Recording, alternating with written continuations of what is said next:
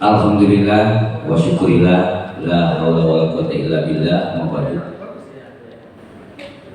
Yang saya hormati Bapak Haji Ibnu Tauhiri selaku anggota DPR RI dari fraksi P3 Dapil Bang Pandeglang. Juga beliau adalah pengurus KNPI di Provinsi Banten, sekarang dari pusat juga, dan beliau juga pernah menjadi pengurus KNPI di tingkat DPK ya, tingkat PK Kecamatan Jawi, dan tentunya sangat potensial sekali anak muda. Ini menjadi motivasi buat kita para anak muda yang kreatif tentunya. Selanjutnya yang saya hormati Bapak Indra Aliwanto, yaitu analisis kebijakan ahli media dari Kemenparekraf. Selanjutnya yang saya hormati Bapak Raden Nurul Imam, dan juga yang saya hormati ini narasumber profesional disiapkan kita semua nanti akan dipandu oleh narasumber kita, yaitu Bapak Sultan Andrian Pangribuan. Dipersilahkan untuk mengisi tempat yang sudah disiapkan. Kasih bagus dulu buat narasumber kita.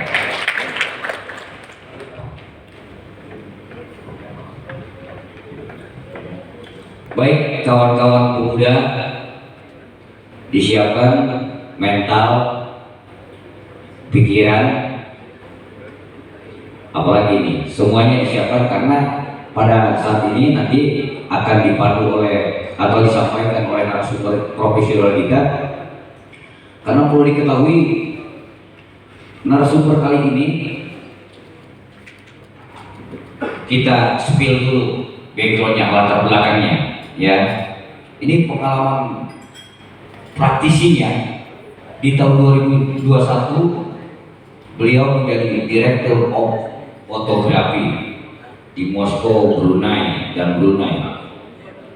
Di 2004 menjadi kamera person dalam film Panji Sang Penakluk di La TV, sekarang mungkin TV One Pak ya. Nah, yang film-film dulu waktu saya senang banget melihat Panji Sang Petualang nyiumin ular kobra. Kalau saya walaupun kumis begini nggak berani nyium ular gitu. Ya, nah inilah salah satu tim daripada pembuatan film tersebut. Ada juga di tahun 2008 beliau menjadi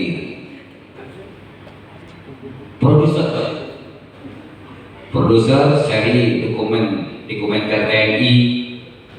Ada juga produser campur tokoh SDM, dan masih banyak lagi prestasi-prestasi beliau di tentang kefotografian dan video shooting tentunya. Baik, untuk mempersingkat waktu, dengan segala hormat kepada narasumber profesional Bapak Sultan Andrian Pangribuan, dipersilakan. Terima kasih Pak.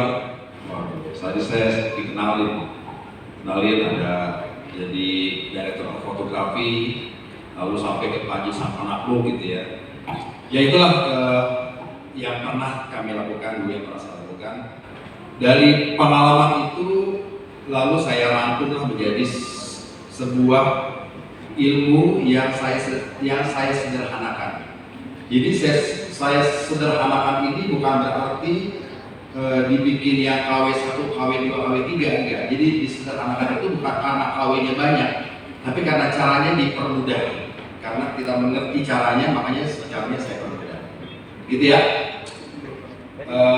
Ini di paparannya gitu. Saya nanti saya akan bikin BTS, behind the scene, motret, foto studio, tapi yang bukan studio tuh pakai barang-barang gitu. Ya kan, barang-barang ada tempat mainan anak saya di segala macam. Tadi sama saya itu minjem taplak dari luar situ buat di background foto. Ya, jadi barang-barang yang sehari-hari ada di rumah kita, gitu ya. Ada di rumah kita. Kalau ada panci, pakai panci sekalian. Coba ini saya mau kasih kabar terus mengenai konten pariwisata ya. Coba next. Berikutnya, oke, objek wisata itu ada 3 macam ya. Ada destinasi, ada produk, ada kearifan lokal. Oke, destinasi, produk, sama kearifan lokal. Next, destinasi itu sebuah tempat yang indah, lalu di tempat itu ada kegiatan. Kontennya apa? Kontennya berarti tempat keindahannya dan tempat kegiatannya. Jadi kalau ada destinasi di Tanjung Lesung tempatnya indah, kegiatannya apa? Itu semua namanya konten. Jadi kalau kita mikir bikin konten apa ya? Ini kita lihat. Jalan-jalan ke Tanjung Lesung, konten pinggir pantai. Udah. Padahal di situ kita bisa bikin konten tempatnya sama kegiatannya, sampai ke makanannya tuh. Makan itu juga kegiatan. Jadi ada mungkin main jet ski, ya kan? Ya mahal juga sih kan, ya minimal itu sambil jet ski ada. Ya, ada snorkeling juga. Ya kalau ada snorkeling berenang aja. Atau ada makanan. Ya, itu juga konten juga. Orang tuh jadi ngiler. Minum es kelapa di pinggir pantai enak dibanding minum es kelapa di pinggir jalan. Itu destinasi. Next. Lalu produk itu ada 3 juga. Ada produknya, ada tempatnya, ada sama lifestyle-nya. Produknya misalnya batik Cikadek, betul ya? Batik Cikadek. Batik Cikadu produknya. Tempatnya di Cikadu ada para pengrajin batik, itu konten juga. Batiknya konten, tempatnya konten, begitu orang pakai itu konten juga. Oke, ada produknya, ada tempatnya, ada lifestyle-nya. Berikutnya next. Lalu kearifan lokal. Kearifan lokal itu sesuatu yang terkait dengan apa yang ada di lingkungan kita. Ya, yang ada di lingkungan kita. Contoh dari kearifan lokal itu misalnya kayak bahasa itu kearifan lokal, budaya kita kearifan lokal, siaran kearifan lokal, gitu ya. Pokoknya sesuatu yang ada di sekitar kita. Ini saya ambil contoh ini kayak atraksi Kanuragan kearifan lokal, ya. Ini saya kasih contoh ada atraksi. Kalau kearifan lokal itu ada atraksi, ada tempat, ada bahasa. Atraksi itu misalnya kayak Kanuragan, itu bentuk atraksi. Tempat itu misalnya kayak saya jalan-jalan ke Babi. Itu Babi itu jangan dianggap remeh, jangan dianggap enteng. Saya jadi wartawan 15 tahun. Banyak tempat yang saya lewatin, Babi itu keren banget. Jadi jangan dianggap enteng, itu tempat keren banget. Saya nggak pernah melihat tempat di Indonesia yang sedusun dan serapi itu. Jadi dusun tapi rapi. Baduy itu tidak terbelakang, dia hanya membatasi diri. Dia hanya menolak itu, tapi dia tidak terbelakang. Karena dia sangat-sangat rapi. Jadi Baduy itu jangan dia, itu keren, itu tempat keren banget. Dan budaya juga keren banget. Ya, saya udah perhatikan. Lalu ada bahasa, gitu ya. Bahasa itu juga kearifan lokal. Kalau kita suka nonton stand up comedy, ada hari kritik pakai bahasa Papua, kita tahu, ya kan? Ada stand up comedy pakai bahasa Medan, kelihatannya kok didengarnya enak. Agak nampaknya itu banget gitu kan ya. Logat Papua, Adi itu dari mana? Ya kan gitu ya. Itulah kearifan lokal. Nah kita juga punya kearifan lokal, bahasa Banten, bahasa Serang, kedepankan itu. Ya karena itu keren di mata orang, ya. Jangan merasa biasa aja, itu keren. Oke, next. Oke, saya ulas lagi. Jadi objek wisata itu ada destinasi, ada produk, kearifan lokal, gitu ya. Jadi kalau bikin konten apa? Kontennya apa? Saya buat apa sih jelasin ini supaya teman-teman tahu mau bikin konten apa. Kalau dalam bahasa sosial media itu namanya pilar konten. Kalau dalam bahasa sosmed manajemen itu namanya pilar konten. Kontennya apa? Kontennya destinasi, produk, kearifan lokal. Destinasi turunannya apa? Tempatnya sama kegiatannya. Produk turunannya apa? Produknya, tempatnya, gaya hidupnya. Maksudnya tempat atau tempat pembuatannya. Termasuk orang-orangnya juga. Kearifan lokal itu apa? Kearifan lokal itu budayanya sampai ke bahasanya. Itulah pilar konten untuk membuat konten-konten yang bersifat pariwisata. Gitu ya. Kalau dalam bahasa sosmed namanya pilar konten. Next. Cara bikin video destinasi wisata. Oke, kita masuk sini dulu. Coba. Nah ini bikin video itu gak usah berpikir terlalu panjang. Satu shot aja asal cakep. Iya kan? Asal cakep. Jadi satu video asal cakep, kasih musik atau kasih audio yang lagi viral. Jadi contohnya video seperti ini.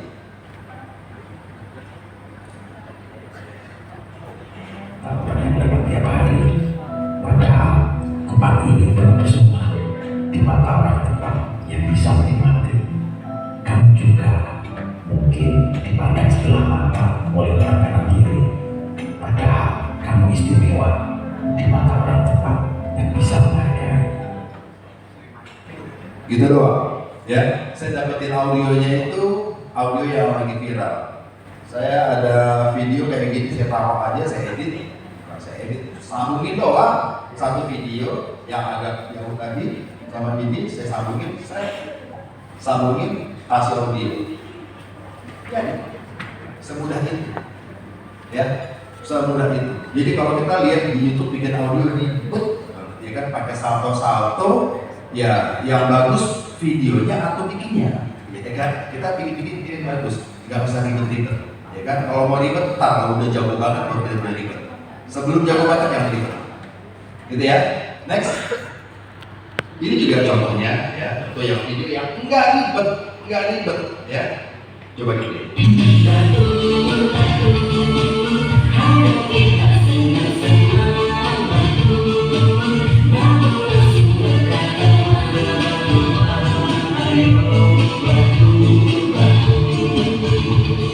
Itu tadi kita langsung ya. Itu tadi yang jalan itu istri saya, orang yang di situ tuh, dia kan, dia lagi jalan tadi dia batul, gitu ya. Itu dia. Itu tadi kita langsung di sebuah dermaga. Saya lihat dermaganya indah banget. Ini dermaga cakep banget. Ada dermaga jauh ke laut, bersama ada semua kan. Sini ada pohon, sini ada gambar, bagus banget. Saya jalan sini ya. Iya kan? Ya, gampang banget. Juga. Nah, ini juga contoh. Saya sengaja ambil contoh-contoh yang saya bikin jadi serang. Ya, ini contoh editing, ada di editing, tapi sedikit aja editnya, paling cuma 3-5 gambar aja. Terus saya sama juga, saya kasih aja audio yang lagi musim. Contohnya seperti ini.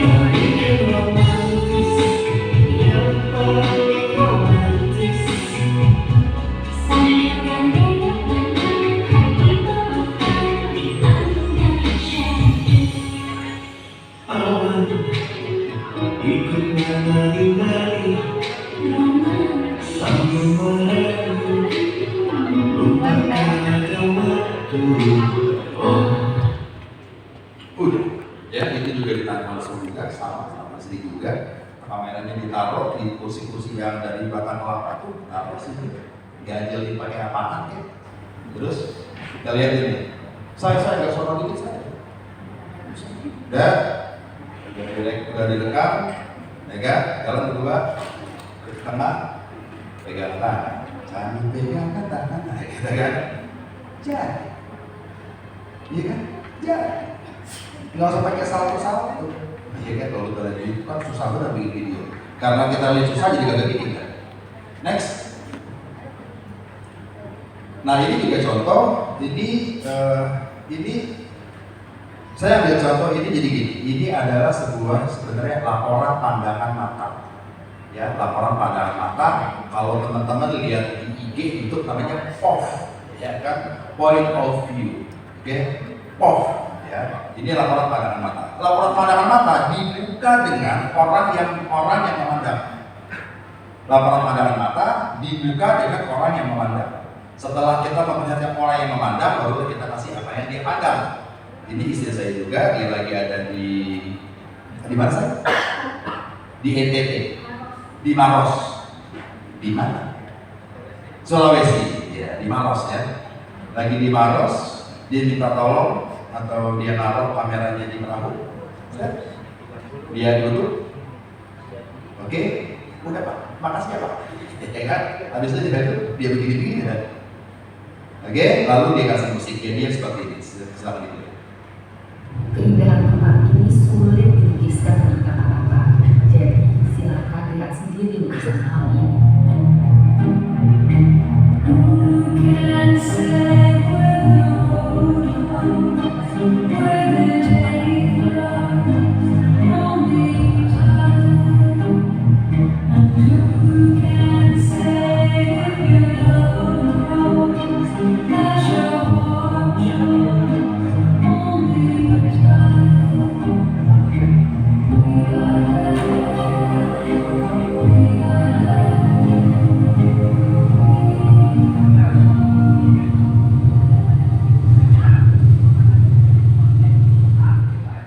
Seperti itulah ya. Itu contoh dari laporan pandangan mata, bikin yang bagus-bagus supaya bisa terjadi laporan pandangan mata.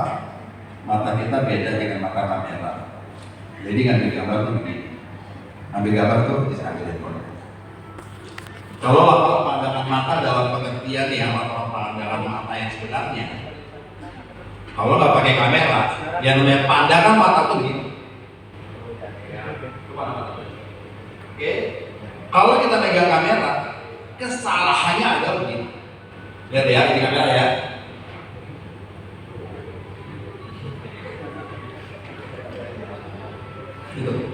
Itu kesalahannya. Oke, pandangan mata kalau nggak pakai kamera. Itu ya, lihat kan, pandangan mata ya. Ada pohon, ada anggrek, ada kursi. Oke, kalau itu kita pindahin ke kamera tanpa ada kesadaran, jadi pandangan mata pakai kamera tapi nggak sadar. Anggrek, kursi. Oh, udah gitu. Itu ya, itu pandangan mata tanpa kesadaran. Kalau kita sadar dengan bahwa kita pakai kamera, caranya begini. Dan saya lihat dulu. Ada anggrek, ada meja sini, ada anggrek lagi, ada kursinya, lalu ada operator. Itu yang saya lihat. Baru saya pindahin kamera.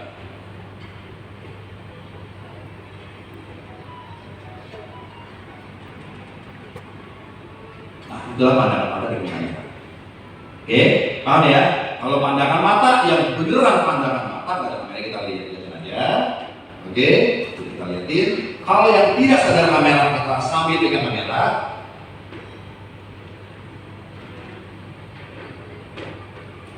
Gitu. Itu diedit nggak bisa. Iya kan? Goyang amat gambar. Iya kan, gitu kan? Nggak bisa. Jadi pandangan mata dilihat dulu. Oke, saya mau ambil gambar ini, baru diambil. Seret, itu pandangan. Seperti itulah yang terjadi ya. Jadi dia harus lihat dulu. Mati dulu, mati dulu, ambil lagi. Seperti itu pandangan. Oke, ambil gambar bagus-bagus, kasih suara bagus-bagus. Ya, next. Nah, ini contoh dari kearifan lokal. Ini kawan kami di Bengkulu. Di Bengkulu dia pakai bahasa slangnya Bengkulu. Jadi kearifan lokal itu dengan jangan kita terlalu berat berpikir dengan demi mempertahankan kelestarian budaya tanah daerah dan nggak usah gitu. Pokoknya siapa kita, bagaimana identitas kita, identitas anak Serang yang anak muda, identitas anak Banten yang seumurnya sekian, pasti beda-beda bahasa. Gunakan itu, contohnya seperti ini. Bahasa selengnya dulu, silakan gitu. Kiri segala prasmanan, lu berarti kalau bapak kau prasmanan, bakso prasmanan, sebelah prasmanan, ani-ani tapi prasmanan cocok, lahir kulit dosa dan cari mana perak-perak kubur, belok ke perak seiko, terus tinggal mereka menjual bakso prasmanan dengan banyak banget pilihan, ada ceker, ada sayur, ada bakso kacang, dan buah pedas, ada buah biasa, dan ada buah kacang guys, bersama dengan segala keserakaran itu, apakah itu mahal, ada tetelan, ada pun semua yang ambil, harus itu kuahnya kan pedas, atau macam-macam gimana. Sekarang ada kan makanannya pedasnya sampai merasa belum. Terus yang unik ini baksonya pakai buah kacang. Ya soalnya kasih itu dulu ya. Buat kalian pengen coba itu lokasinya apa? Sebenarnya masih kan juga salah saat tinggal pengusaha palaman. Mereka menjajakan selamat pagi juga loh. Dan jajan mereka itu startnya sih di Ayo coba ya. Iya, ya. Mungkin teman-teman di sini nggak ngerti amat ya hukum apa, ya kan? Sama juga, tapi saya senang juga. Dengar apa? Kayak kepanggil gitu, lihat gitu. Saya gara-gara itu jadi saya paham bahasa solusi beneran. Jadi kayak gitu. Ya, mungkin nggak ngerti amat, tapi kepanggil. Sama juga kayak teman-teman dengan orang Palembang lagi ngobrol, orang Papua lagi ngobrol berdua, kita nggak ngerti. Saya senang gitu tuh, saya kalau pergi kemana gitu, di Papua misalnya gitu ya, di Sorong ada orang lagi ngobrol berdua nih, saya gini.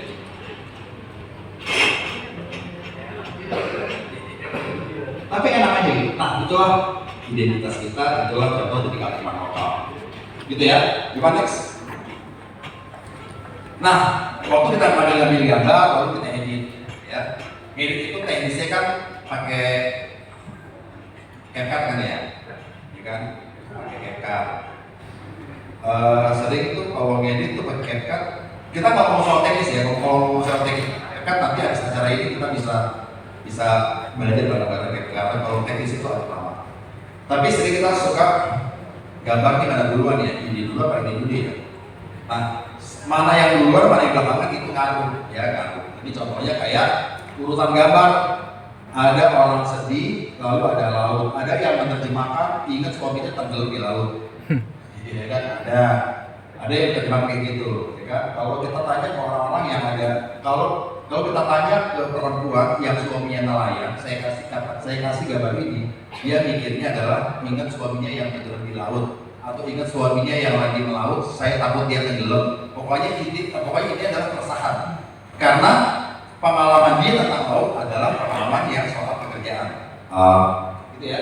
Lalu kalau saya tanya ke misalnya anak-anak kota yang jauh dari laut, dia bisa mengartikan adalah jadi ingat dulu sama mantan suka main ke laut kayak gitu ya. Jadi terkoneksi. Tapi begitu ini dibalik, kita next lagi. Begitu ini dibalik, artinya bisa beda lagi. Ya, bisa beda lagi. Jadi gambar dibolak-balik itu bisa diartikan dengan cara yang berbeda, gitu ya. Orang dulu atau laut dulu atau orang dulu, atau enggak tadi kayak yang gambar yang di perahu, pemandangan dulu baru orang atau orangnya dulu baru pemandangan, itu hasilkan hal yang berbeda. Next, ini dia boleh pakai CapCut atau pakai KineMaster atau pakai Filmora, tapi kalau dari pengalaman saya yang powerful itu pakai CapCut. Next, sekarang kita bikin foto produk. Nah, itu ada barang-barang perabotan Lenor, ya kan, perabotan Lenor. Oke Pak, kita mau praktek di sini dulu Pak ya. Oke. Saya ambil dulu barang-barang sini ya.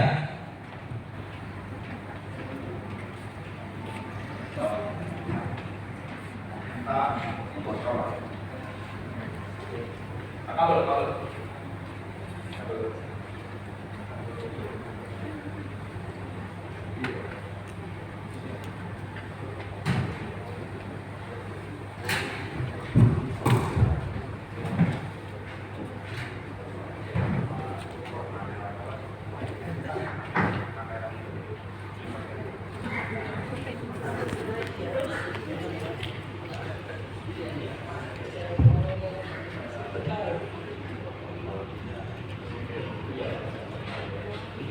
Nah, kita mau bikin foto studio pakai beginian. Apa?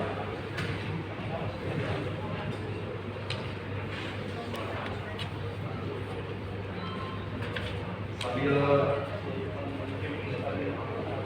saya set-up supaya gitu ya. Nah,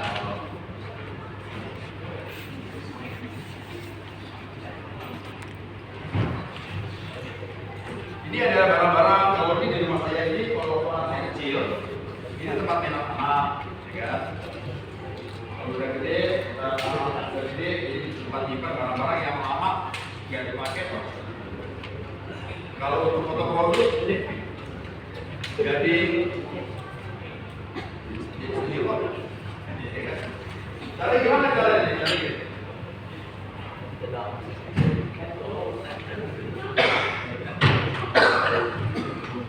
Saya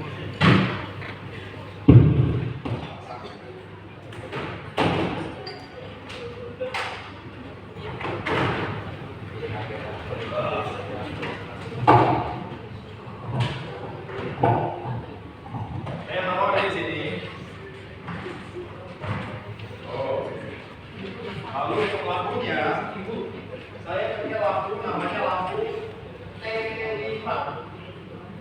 Buat teman-teman yang kalau mau produk ini lampu T5 yang kecil harganya 35.000, yang gede harganya kalau salah di 50.000 atau 45.000. Ya, ini kalau di film ini namanya Kinoflow. Di film nanti kita buat sekali dari pengalaman saya dikas ya. Ini Kinoflow harganya lumayan sih Kinoflow ya. Ya, kalau pakai Kinoflow 10 jutaan. Pakai kalau ini 40.000 ya. Ini bukan dari beling, ini dari plastik. Ya, jadi kita kayak sales lampu. Ya. Ya, ini ya. Jadi T5 harganya 40.000 kalau nggak salah atau 50.000. Yang ini 35.000 ya. T5. Saya gini-ginian nih. Ya, lampu ini pakai saya lampu LED biasa aja. Kalau salah harganya lumayan 10.000 nih. Ya. Sama ini kalau nggak salah 50.000 deh. Ginian. Sama ini ya 50, 70 ya. Dibanding alat foto yang profesional jauh lah. Tapi untuk hasilnya coba kita lihat ya.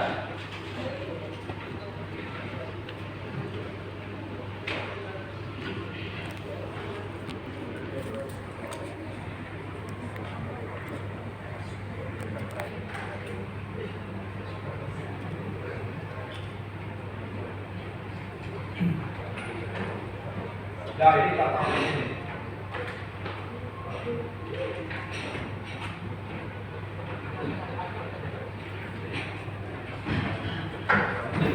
Dan apa sudah teman?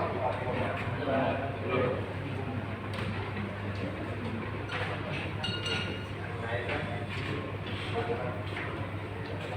Oke, jadi itu cara kerjanya adalah kayak apa sih, kayak studio mini gitu loh yang dijual-jual di Tokopedia gitu ya.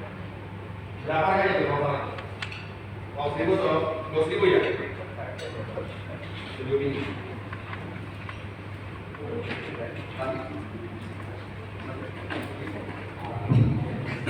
Aduh, sikil pegal. Studio mini ya, harganya kalau nggak salah 2.000, tapi kecil tuh, kecil. Kita naruh aqua aja nggak kuat. Kita naruh aqua gelas, studio mini nggak kuat.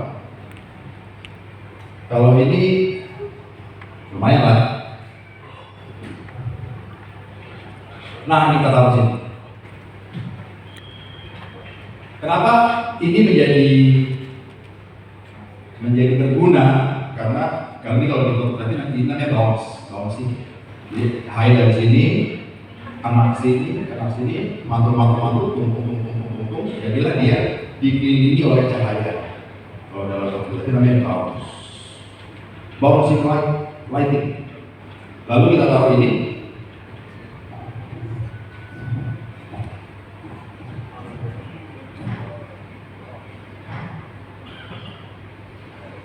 Lalu kita foto. Sudah? Oke. Nah, jadi fotonya itu sudah panik. Kita foto deh.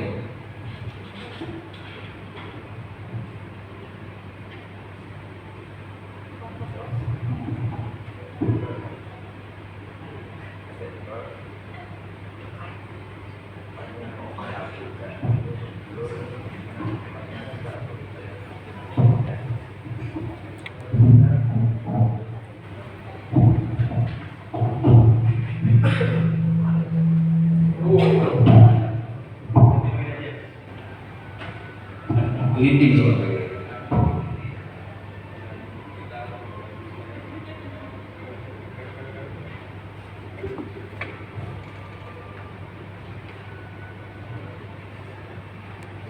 Sorry. Ini tolong itu di apa? Di share screen.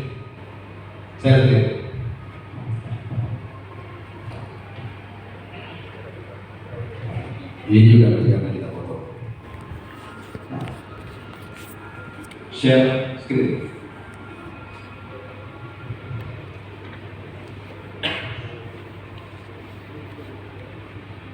Iso.